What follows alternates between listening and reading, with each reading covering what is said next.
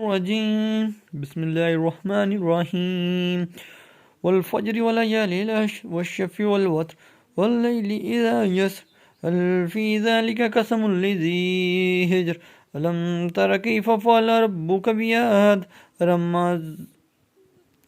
ذات الإيماد التي لم يخلق مثله في البلاد وثمود الذي جابوا الصخر بالواد وفرعون ذي الأوتاد الذين طغوا في البلاد وأكثروا فيها الفساد فصب عليه ربك صوت عذاب إن ربك لبالمرصاد فأما الإنسان إذا ما ابتلاه ربه فأكرمه فنعمه ويقول ربي أكرمان فأما إذا ما ابتلاه فقدر عليه رزقه فيقول ربي أهان كلا بل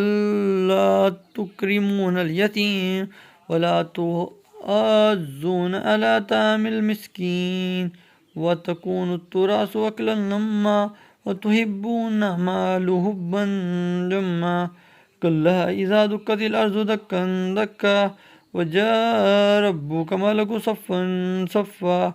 وجيء يومئذ بجهنم يومئذ يذكر الإنسان إن له الذكرى